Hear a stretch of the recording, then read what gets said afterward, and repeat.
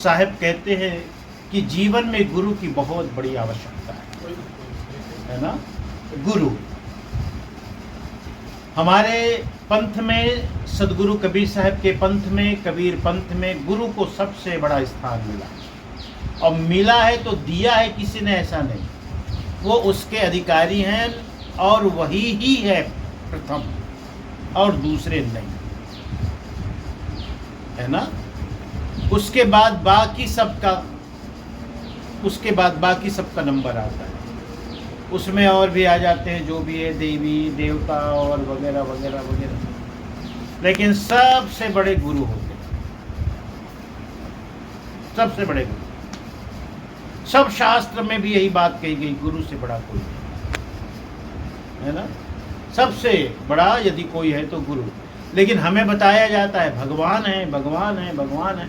लेकिन मैं आपको कहूँ कि सचमुच में आप जब शास्त्रों को पढ़ोगे, सुनोगे, तो लगेगा गुरु ही सबसे बड़ा। हाँ, गुरु ही सबसे बड़ा, सदगुरु से बड़ा कोई नहीं। राम कृष्ण से को बड़ा उन्हू को गुरु की, तीन लोक के वेद धनी गुरु आगे आधी। अभी राजकोट में प्रवचन हुआ है ना, राजकोट में प्रवचन हुआ ना, तो ज्ञात नहीं हुआ, वहाँ बताए हमारे देवेंद्र साहब की चर्चा हुई आपस में, भाई सबसे बड़े कौन। हाँ, सबसे बड़े कौन, तो लोगों ने कहा सबसे बड़ी तो धरती है, क्योंकि वो सबको अपने ऊपर रखी हुई है, धारण की हुई है। तो उसी में से किसी ने कहा, अरे भाई धरती को सबसे बड़ी कहते हो, लेकिन हम तो ये भी सुनते हैं कि धरती को शेषनाग ने अपने फन के ऊपर धारण किया, तो उससे बड़े तो फिर शेषनाग हो गए। फिर अच्छा, हाँ भाई तब तो सही कहते हो, तब तो शेषनाग बड़ा। तो शेषनाग अगर सबसे बड़े, तो भगवान शंकर के गले में काहे पड़े। इसका मतलब भगवान शंकर सबसे बड़े। तो भगवान शंकर सबसे बड़े हैं, तो फिर वो हिमालय में क्यों रहते हैं, तो हिमालय सबसे बड़े हो गए।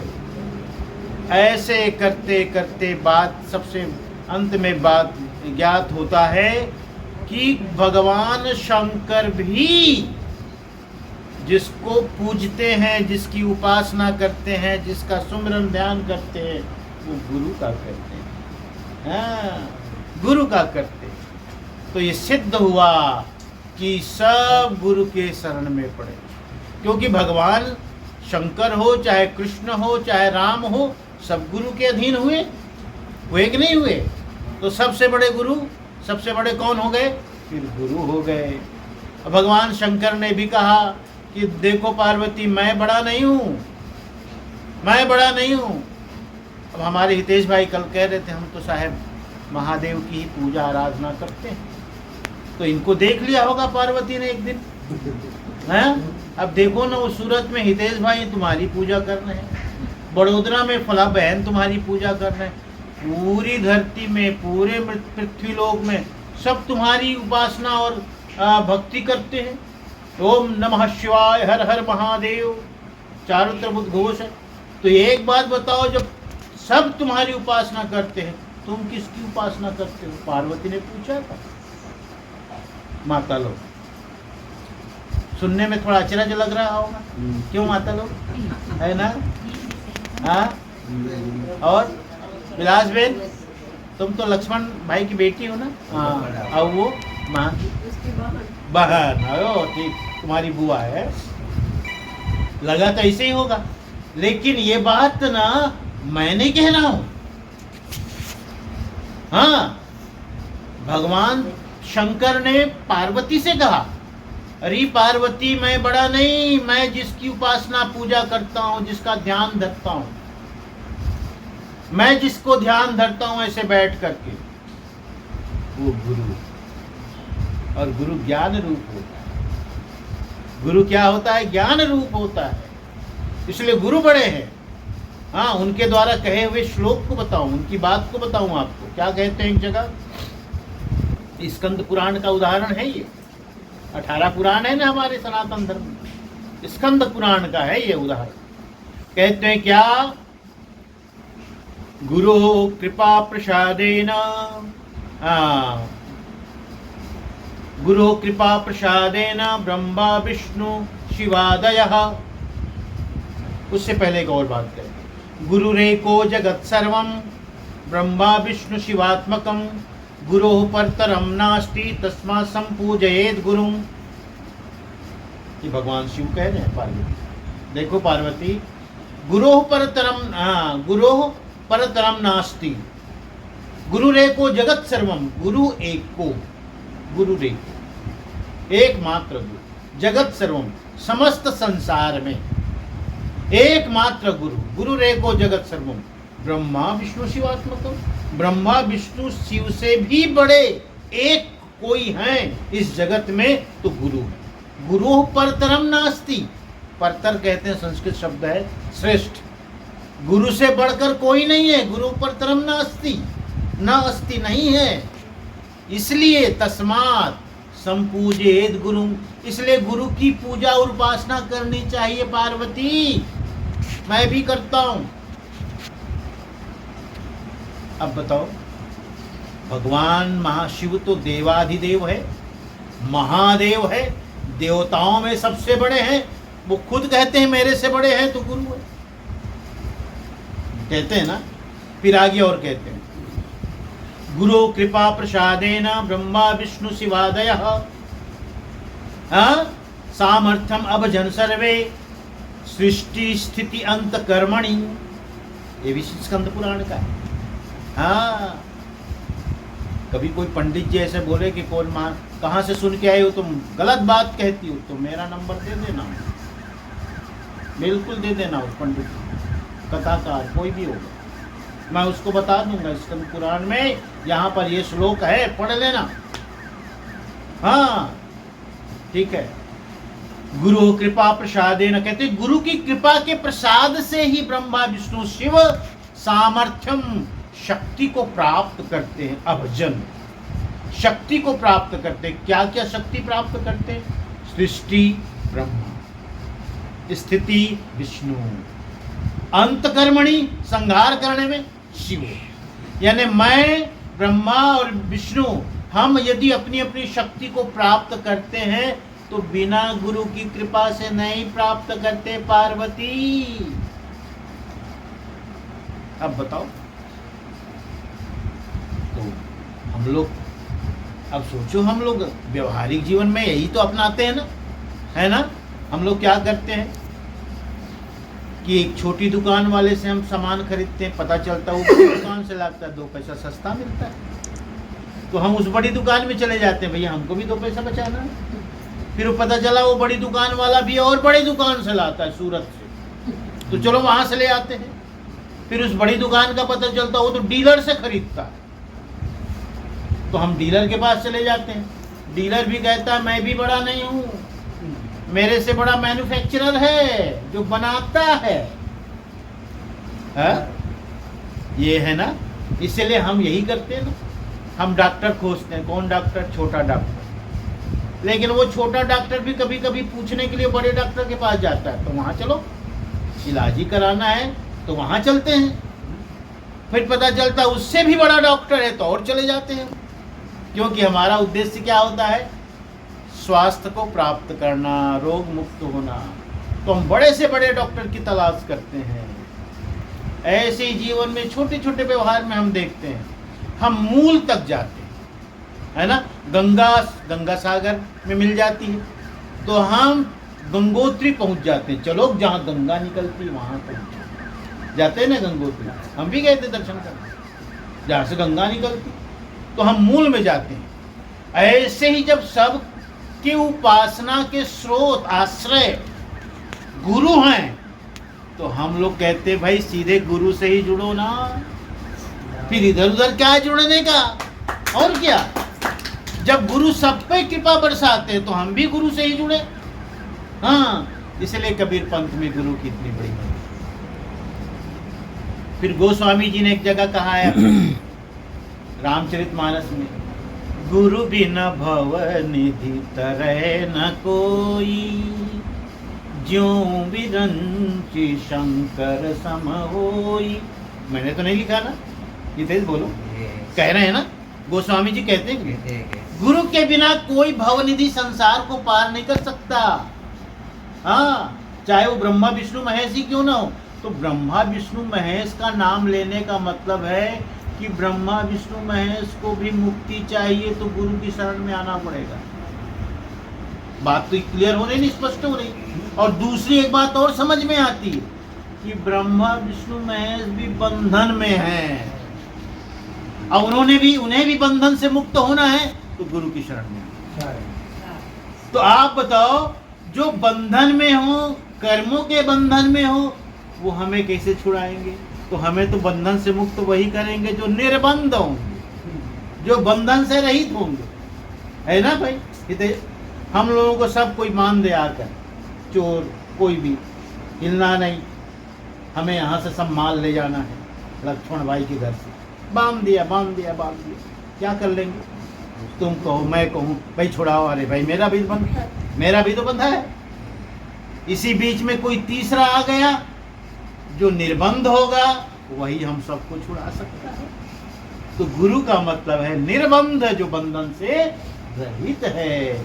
इसलिए गुरु की इतनी बड़ी महिमा है। उपनिषद में कहा गया, छांदोग्य उपनिषद में क्या कहते हैं? तत्विज्ञानार्थम गुरुमेव अभिगच्छेत्। उस परम तत्व के यानी सत्य की ज्ञान की प्राप्ति के लिए, परम तत्व, उस सत्पुरुष के ज्ञान के लिए, उस सुप्रीम पावर की ज्ञान के लिए, उस जिसे हम भगवान कहते हैं, परम सत्ता कहते हैं, जिसे हम ब्रह्म कहते हैं, जिसे हम आदि नाम कहते हैं, जिसे हम आदि ब्रह्म कहते हैं, उसका यदि तुम्हें ज्ञान प्राप्त करना है तो देने वाला कोई नहीं है, गुरु ही है। और यह उपनिषद कह रहा है। हाँ, तद्विज्ञानार्थम गुरुम एव अभिगच्छेत् समित पाणि श्रोत्रियम ब्रह्मनिष्ठम। कहते हाथ में समिधा लेके भक्ति की, नम्रता की, लघुता की, हे सदगुरु मुझे ज्ञान दो। इस भाव से जब जाओगे तो आपको ज्ञान की प्राप्ति होगी। इसीलिए कबीर पंथ में ये देखो, ये नारियल मैंने रखा था, ये अभी हम यहाँ इसको भेंट कर रहे थे ऐसे करके। अब ये नारियल क्या है भाई? ये हमारा सिर ही है, ये सिर है। अभी इसका जटा उतार दिए, है जैसे हम भी अपना जटा उतार दें तो ऐसा हो जाएंगे हम। जटा उतारे है, ये क्या है बेटा? आँख है, ये उसका मुंह है, जैसे हमारी आँख है और हमारा मुंह है। तो हम अपने गुरु के चरणों में सिर को चढ़ाते हैं, सिर को। और सिर को क्यों चढ़ाते हैं? क्योंकि सिर ही तो फसाद पैदा करता है, झंझट। चाहे व्यवहार हो, चाहे परमार्थ हो, चाहे अध्यात्म हो, चाहे घर हो, चाहे बाहर हो, मैं कुछ हूँ, आई एम समथिंग, मैं कुछ हूँ। तुमने मुझे ऐसा क्यों कहा? तू जानता नहीं मुझे, मैं कितना बड़ा आदमी हूँ, पैसा वाला हूँ, सोर्स वाला हूँ, पहचान वाला हूँ। एक फोन करूँ तो पता नहीं तू कहाँ चला जाए, मैं, है ना। और देखो, जब मैं व्यक्ति के अंदर होता है तो सिर ऐसा रहता है, उठाओ। और भक्ति रहती है तो झुका झुका नहीं रहता है।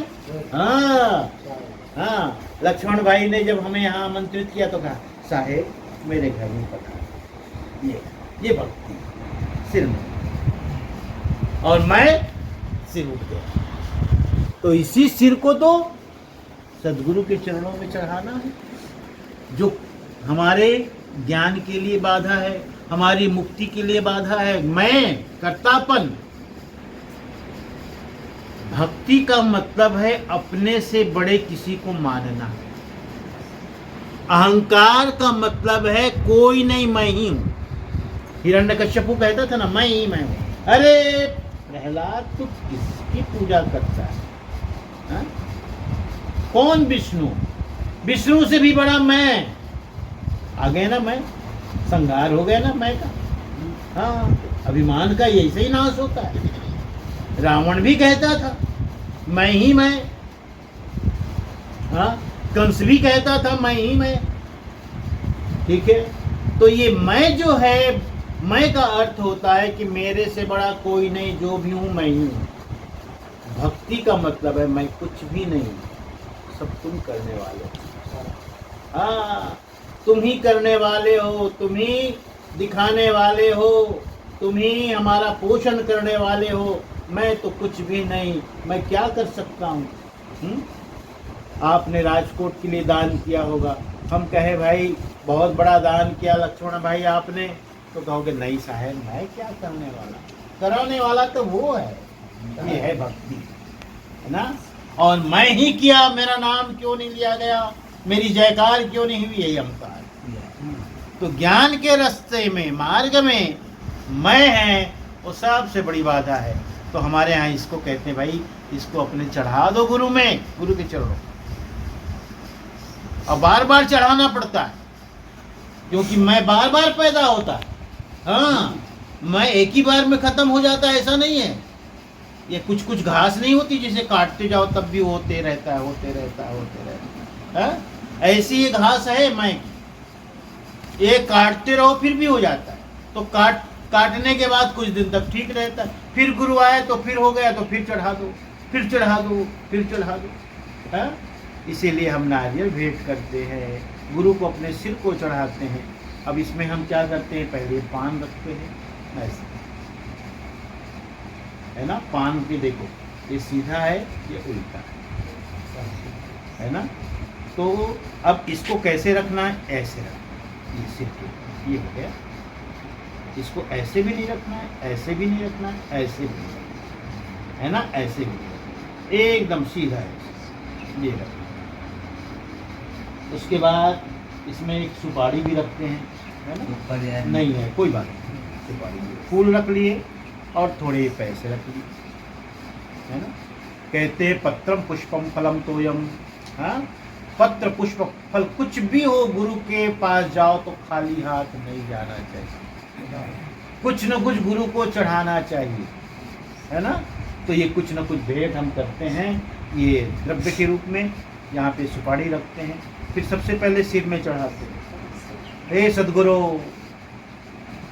आपकी आज्ञा सिरोधारी है, ये सिर आपको समर्पित है, मेरा अहंकार समर्पित है, मैं समर्पित हूँ।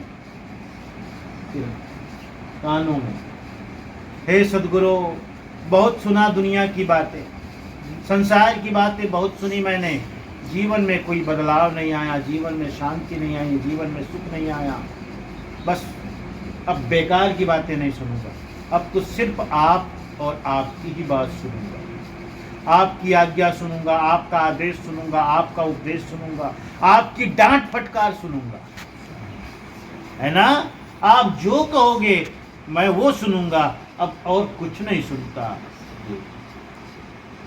और जो आपका आदेश होगा, है ना, उसे सुनूंगा ही नहीं, यहाँ रखूंगा भी अपने।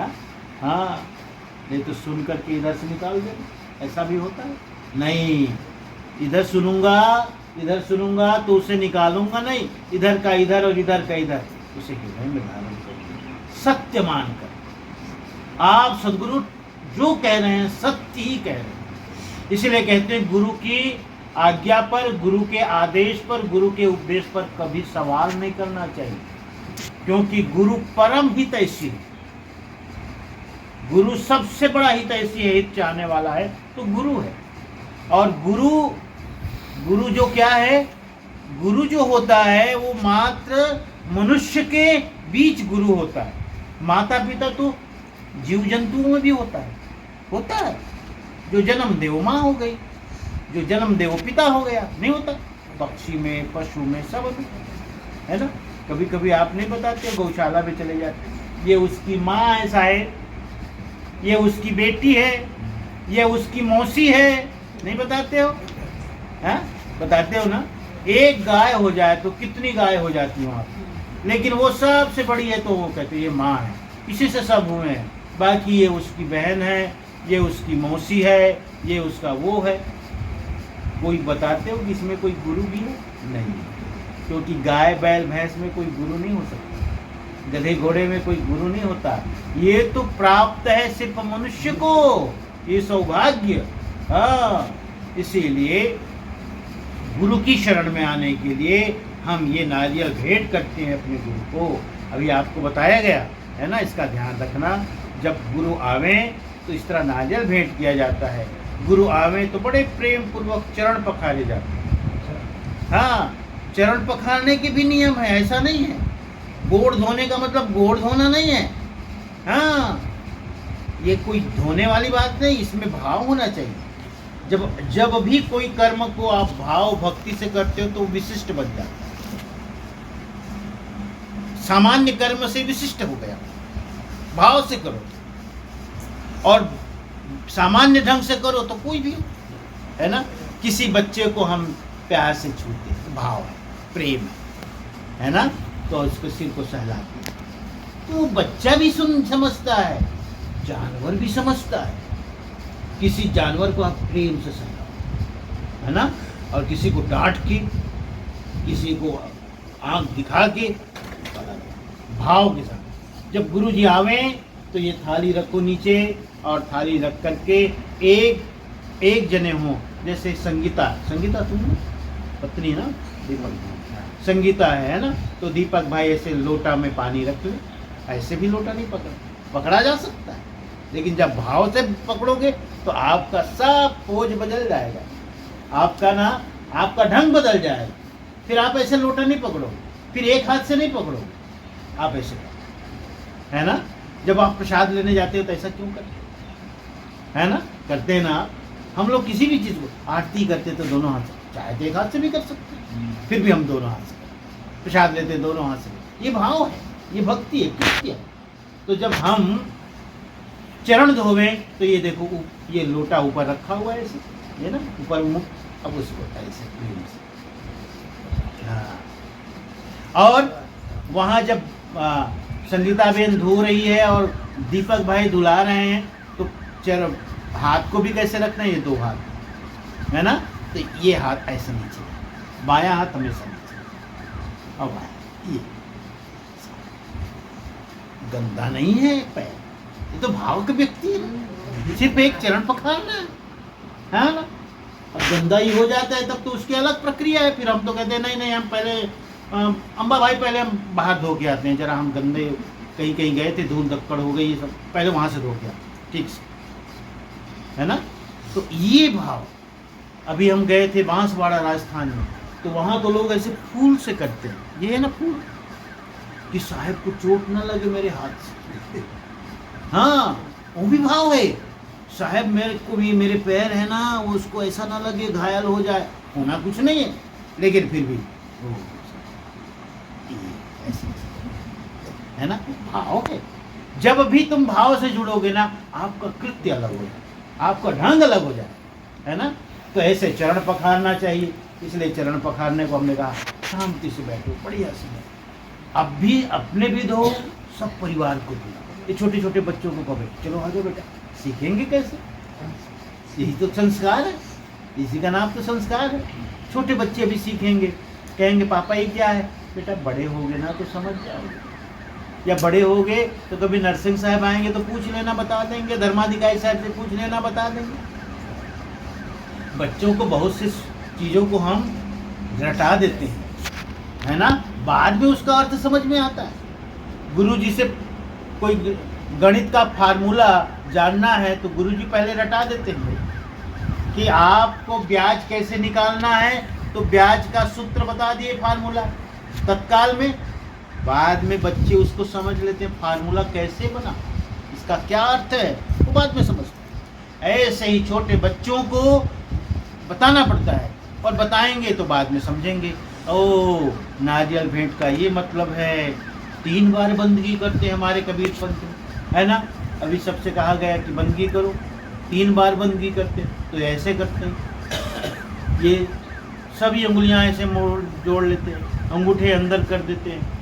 ये सब ये हमारा प्रतीक है कि हे सद्गुरु, ये जो 10 इंद्रियां हैं ना, वो बहिर्गामी नहीं है कि मैं आपकी बंदगी तो कर रहा हूँ, लेकिन मेरा कान कहीं और है, ध्यान कहीं और है, और कहीं और है, ऐसा नहीं। सब एकत्रित है, बस आप पर ही मेरा ध्यान है, आप पर ही मेरी सुरति है, आप पर ही समस्त इंद्रियां हैं। ये अंतर्मुखी करने का ये है ना। और ऐसे बैठें, जमीन में रखें और याचना वृत्ति है, क्योंकि गुरु जी से कुछ मांग रहे हो, 3 बार बंदगी करते हो तो क्या मांगते हो? त्रय बंदगी है तुमको, त्रय ताप को नशारे, आए हैं संत प्यारे, घर में यहो हमारे। ये 3 बार बंदगी हम करते हैं 3 दुखों की निवृत्ति के लिए। और 3 दुख कौन कौन से हैं? दैहिक, दैविक, भौतिक, तापा, है ना। गोस्वामी जी ने कहा है रामायण में, दैहिक, दैविक, भौतिक, देह से संबंधित दुख। अब देह से संबंधित दुख क्या है?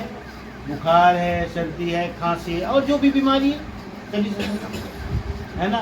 दैविक दुख, प्रारब्ध के दुख, प्रारब्ध जो हमारे पूर्व की कमाई हो रही थी वो भी तो दुख देता है ना। दैहिक और दैविक। भौतिक, भौतिक यानी भूत, भूत माने वो भूत नहीं जो हम लोग कहते हैं, भूत माने प्राणी, है ना। प्राणियों से भी दुख होता है और प्राणी में मनुष्य भी आता है। हाँ, क्योंकि आज के समय में तो दूसरे प्राणी से कम दुख है, हाँ, और मनुष्य प्राणी से ज्यादा दुख है ना। माना कि देखो कुत्ता काट दे तो भी दुख हो जाए, सींग मार दे गाय तब भी दुख हो जावे, है नहीं। हाँ, और बिल्ली ने काट दिया, बंदर ने काट दिया, लेकिन वो दुख थोड़ी देर के लिए है ना। लेकिन मनुष्य जो दुखी करता है सबसे बड़ा। तो ये भौतिक दुख का मतलब है प्राणियों से संबंधित जो दुख आपको मिले उसको हम भौतिक दुख। ये 3 दुख में सब दुख आ जाते हैं। तो पहली बार हम बंदगी करते हैं तो कहते हैं, हे सद्गुरु, मेरे देह से संबंधित दुख दूर हो जाएं, जो भी मेरे शरीर में दुख है वो ठीक हो जाए, निवृत्त हो जाए, है ना। गुरु के पास आप इस तरह भी आते, साहेब मेरी तबीयत ठीक नहीं है, साहब सिर पे हाथ रख दो। वही तो हुआ ना आखिर बंदगी में जो कहा गया, देह से संबंधित दुख दूर हो जाए, वही अर्थ ही है। देव से संबंधित प्रारब्ध और भौतिक शरीर यानी प्राणियों से। तो 3 बार बंदगी करके हम 3 बार बंदगी करते हैं और 3 बार बंदगी करके तीनों दुखों से निवृत्ति के लिए अपने सद्गुरु से याचना करते हैं, प्रार्थना करते हैं। इसलिए 3 बार जमीन में रखकर साहेब ऐसा गुरु की तरफ देखनी चाहिए और गुरु के स्वरूप को पी करके बंदगी करनी चाहिए, है ना। देखो हितेश, मैं तुम्हें देखूं और उसके बाद आंखें बंद कर लूं तब भी तुम्हारी छवि यहाँ रहेगी ना। ऐसे ही हम गुरु को देखते हैं, उसको छवि को पी लेते हैं आंखों से और अंत में फिर बंदगी करते हैं उन्हीं गुरु को। हाँ, इसलिए 3 बार बंदगी का नियम है ना। तो ये है कबीर पंथ का नियम, जहाँ गुरु सबसे बड़ा है और गुरु की ही आज्ञा का पालन करना चाहिए, गुरु के ही ज्ञान को सुनना चाहिए। गुरु सबसे बड़े हैं, है ना, सबसे। एक हुई सहजोबाई, सहजोबाई बड़ी संत हाँ सहजोबाई। सहजोबाई कहती क्या है, राम तजू पर गुरु ना विसारू। कहती है कि मैं राम को, भगवान को छोड़ दूं, लेकिन गुरु को नहीं, गुरु को नहीं छोड़ सकता। राम को छोड़ दूं लेकिन गुरु को नहीं छोड़ सकता। अब वो कैसे कहती है, वो तर्क देती है बड़ी सुंदर सुंदर। देखो, ये भगवान ने तो मुझे शरीर दे दिया, शरीर दे करके सुख दुख में फंसा दिया, लोभ मोह में फंसा दिया, लेकिन गुरु की कृपा हुई तो मैं इससे मुक्त हूँ। हाँ, इस तरह तर्क दे करके कहती है, यदि भगवान और गुरु भी मिल जाए तो मैं गुरु की ही आराधना करूंगी, गुरु के ही पास जाऊंगी। एक बार ऐसा हुआ भी उसके यहाँ, भगवान आ गए बोलते हैं दर्शन देने, तो उसने कहा, अरे सहजो, मैं तुम्हारे पास आया, लोग मेरे दर्शन के लिए कितना तप करते हैं, तपस्या करते हैं, और मैं तो ऐसे ही आ गई, ऐसे ही आ गया तुमसे मिलने। तुम्हारी भक्ति का बड़ा नाम सुना मैंने कि तुम बड़ी भक्ति वाली है ना, तो मैं तुम्हारा नाम सुन करके आ गया। भगवान कहते हैं, भगवान ने जब कहा तो ऐसे ही बैठी थी हमारी, किसकी तरह तो ये सविता बहन की तरह कहे, ऐसे ही थी सहजो बाई, तो ऐसे ही बैठी थी। ठीक है, आ गए हो तुम, खड़े रहो। बुलाई थोड़ी हूँ, जो बुलाई तो अधिकारी साहब की तरफ पधराव नहीं करते लाती, अब बिना बुलाए आ गए हो तो रहो, ठीक है, जहाँ खड़े तो मंद मंद मुस्कुराए भगवान, मुस्कुराए तो कहते हैं, अरे सहजो बात तो ठीक है तुम्हारी, तुमने नहीं बुलाया, मैं अपने से आ गया, अपनी गरज से आ गया, लेकिन कहीं बैठाओगे नहीं हैं? भाई अतिथि सत्कार तो करना पड़ता है, तो कहाँ बैठाऊँ मैं? कहे अरे बैठाना तो ठीक है, अंदर भी नहीं बुलाओगी कुटिया में? हैं? छोटी सी कुटिया थी, पर्ण कुटीर है ना, घास फूस की। मैं कहा वहाँ भी मैं नहीं बिठा सकता। कहे क्यों? वहाँ मेरे गुरु का ही आसन है, एक ही आसन है, डबल नहीं, और गुरु के आसन में तुमको नहीं बिठा सकता, वो सिर्फ मेरे गुरु के लिए। कहीं कोई बात नहीं, बैठाना भी मत, चलो अंदर ले चलो। अंदर गया भगवान तो देखा, वो तो उसकी भक्ति को देख के प्रसन्न चित्त थे ना, वो मुस्कुराते थे, है ना, और उसको थोड़ा छेड़ते भी से समझो, है ना। देखा, वाह सच में बड़ा सुंदर बना है ना, और एक आसन लगा है और पीढ़ा लगा है ना। तो उन्होंने पूछा था, कुछ आ गया क्या? बोले नहीं। हाँ जाओ जाओ, खोल लो बेटा, कोई आए,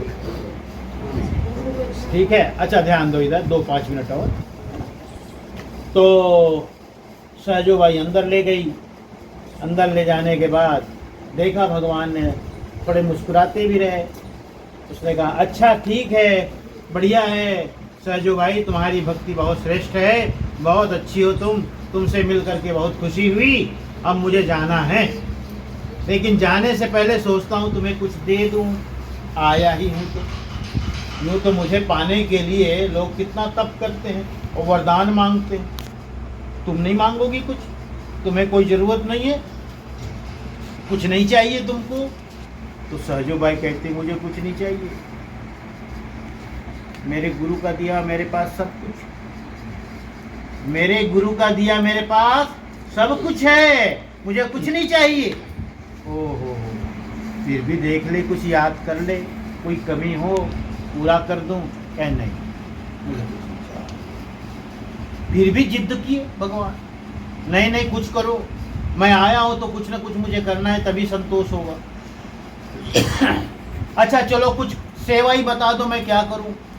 तब सहजो बाई ने कहा अगर तुम कुछ करना ही चाहते हो, मेरे गुरुजी का आने का समय हो गया है भोजन का, हाँ अब वो आते ही होंगे, और गर्मी बहुत है, पंखा वंखा है नहीं यहाँ। तो ये पंखा ले लो, ऐसा करके एक हाथ में पंखा दे दिया भगवान। जब मेरे गुरुजी आएंगे और बैठेंगे भोजन, मैं तो भोजन परोसूंगी ना, मैं उसमें लगी रहूंगी, और गुरुजी भोजन करेंगे तो उनको गर्मी लगेगी, तो तुम ऐसे जियो। भगवान बहुत खुश हुए उनकी भक्ति को लेकर के, अद्भुत है तुम्हारी भक्ति सहयोग, गुरु के प्रति ऐसा समर्पण तुम्हारा मैं देख करके बड़ा प्रसन्न हुआ, और हर प्राणी को अपने गुरु के लिए ऐसी भक्ति रखनी चाहिए। तो इस प्रकार कबीर पंथ जो है, जहाँ हम गुरु को सबसे ऊपर रखते हैं और गुरु की उपासना करते हैं, गुरु से ही मांगते हैं, हाँ गुरु की पूजा करते हैं। गुरु की पूजा कीजिए, सब पूजा जहिमान, जो जल सींचे मूल को शाखा। जड़ में पानी डालो तो सबको पानी मिलता है, ऐसे ही गुरु जड़ है, जड़ में पूजा करो, गुरु की पूजा करो तो सबकी पूजा हो जाए। फिर अलग से किसी भी भगवान की जरूरत नहीं है, फिर नवरात और रात की भी जरूरत नहीं है, सब उसी में आ गया। शाखा पत्र डाली वाले में सब आ गया, है ना, उसमें देवी भी आ गया, देवी भी आ गई, देवता भी आ गए, सब आ गए, A to Z गुरु की पूजा, है ना। कभी गुरु की पूजा करने लगो। क्या नाम विलास बहन, तुम किसकी पूजा करती है? माता जी ना, हाँ कोई बात नहीं, भोलेनाथ की पूजा करो और 2-4 दिन बंद कर दो, ठीक है। फिर भोलेनाथ आ जाएंगे, क्या बात है विलास, तुम आजकल पूजा वूजा करने रही हो, हमें याद करने रही हो।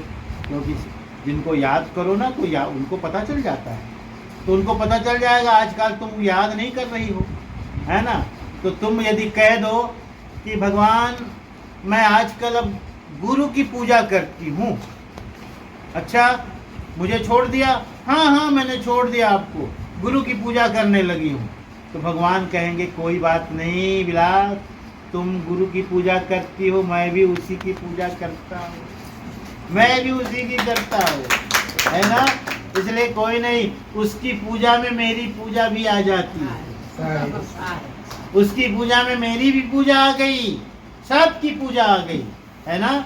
इसलिए मैं कहता हूँ माता पिता और गुरु तीन ही हमारे देवता हैं। माता हमें जन्म देती है, पिता हमारा पालन करते हैं और गुरु हमारी बुराइयों को जलाते हैं, नष्ट करते हैं, संहार करते हैं, हमें अच्छा बनाते हैं, निर्मल बनाते हैं। तो गुरु शिव रूप है, पिता विष्णु रूप है और माँ ब्रह्मा रूप है। इन तीनों की पूजा करो, इन तीनों का सम्मान करो, और किसी भी देवी देवता को नहीं भी मानोगे तो कोई शिकायत करने नहीं। माता पिता पर हाँ, और इन तीनों की पूजा करोगे, वो देंगे देंगे नहीं देंगे क्या पता, लेकिन जिसको माता पिता ने कह दिया वाह बेटा वाह, उसको सब मिल जाएगा, उसको सब मिल जाएगा। इसलिए कभी ऐसा कर्म नहीं करना चाहिए कि माता पिता के मुख से आह निकले तुम्हारे अपने बुरे कर्म से। इतना न सताओ माता पिता को, इतना दुखी न बनाओ, इतना दुख मत देना। हाँ, क्योंकि माता पिता के मुख से आह नहीं निकलती। इस जगत में, इस दुनिया में सबसे बड़ा हितैषी हैं तो माता पिता और गुरु हैं। माँ एक ऐसी है, तुम बीमार रहोगे 24 घंटा जगती रहेगी तुम्हारी, कोई नहीं जग सकता। सुने दीपक भाई, एक बार पत्नी भी नहीं, ये सच है, मैं गलत नहीं कहता। ये माता पिता हाँ, ये थे।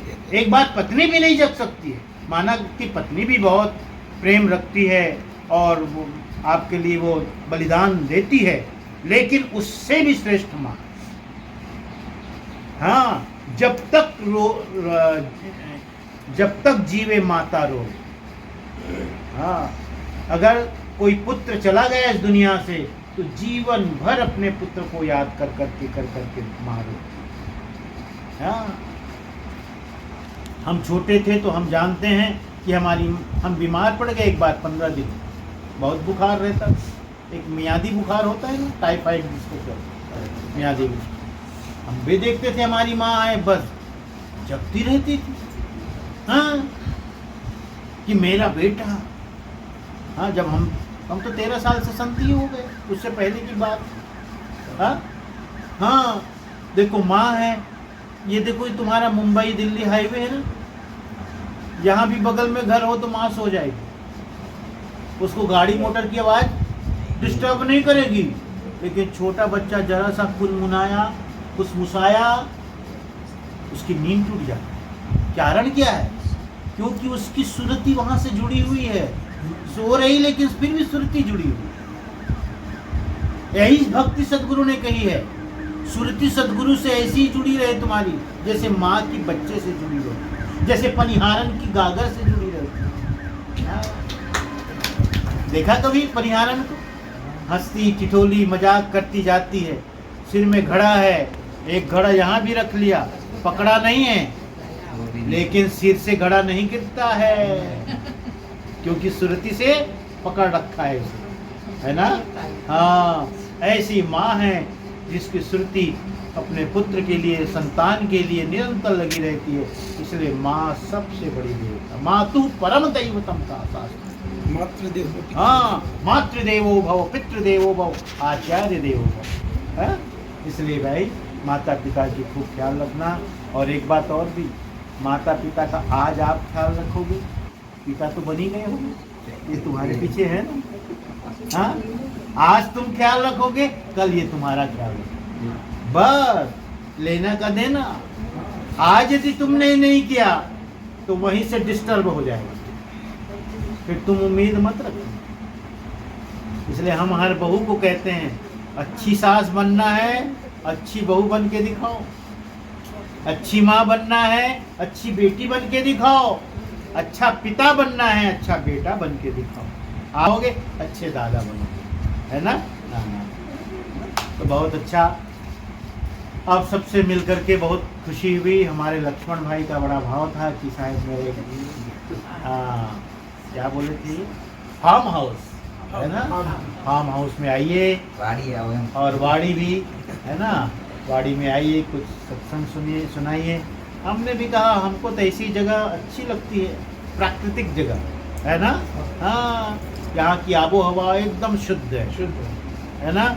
यहाँ का अन्न भी शुद्ध है, भोजन भी शुद्ध है, जो भी है सब अच्छा है। तो एक बड़ी सुंदर जगह, और हम यहाँ आए, अच्छा लगा।